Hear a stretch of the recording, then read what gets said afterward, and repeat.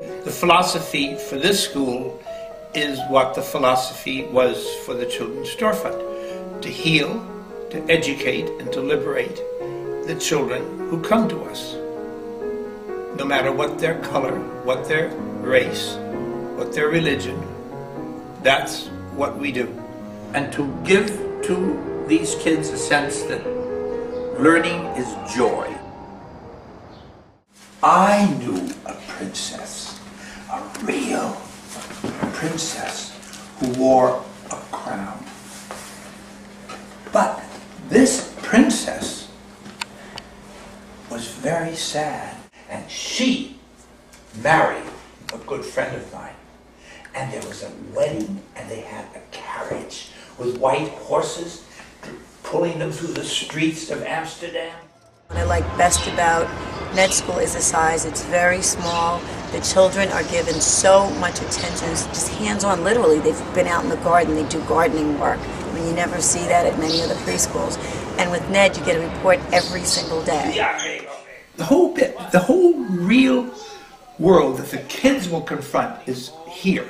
The last part of the word, huh? Glue. Glue stick, exactly. Glue. All right. We have a certified early childhood teacher, Barbara.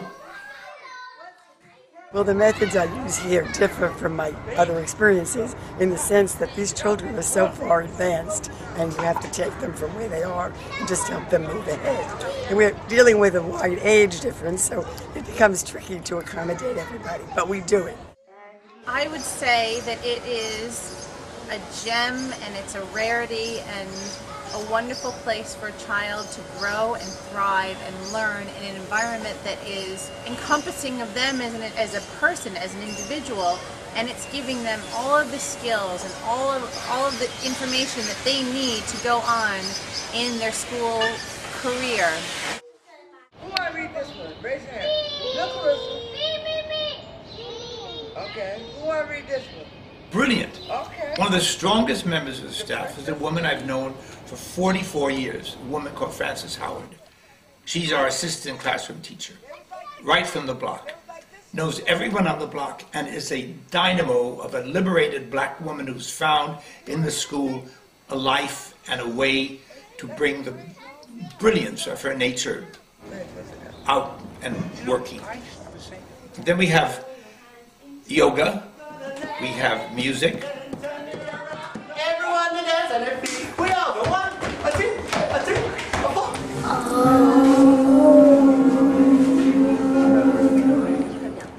Then we have French, one of our moms. Du trèfle. Du trèfle, c'est...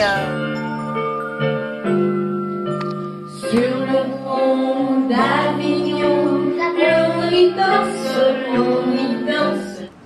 Quack, quack. Va voir, Quack, quack. Quack, quack. va voir, Quack, quack. Quack, quack. va voir, Quack, quack. la fermière. Ned is passionate about each and every one of these children. Every milestone that they display on a daily basis moves him so deeply. He's so proud of their accomplishments and achievements. However small, he's right there watching. The Montessori method, the basis of it is that the children teach themselves. The teacher isn't at the front of the room teaching the same thing to each member of the class. The teacher works moving from child to child, just checking in and showing the next step. And you have different age groups within the same class. Younger children can watch the older children to learn where to go next, and the older children learn to teach by showing, subconsciously or consciously, the younger children what they're working on. It's not a daycare center, it's a school. It is a preschool where the kids are learning every day. My sons, they come home and they tell me every day there's a new adventure, a new lesson that they learned, and I'm very appreciative of all that Ned has done. It's nice to bring them out here because when you're in the city, you don't really get to see this.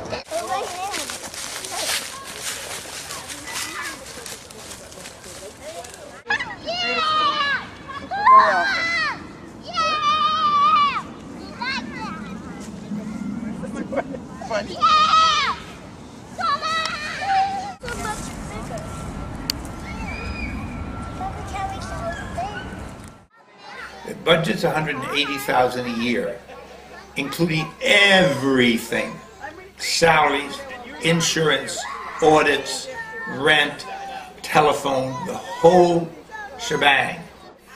I would say it costs us for each child about $8,000.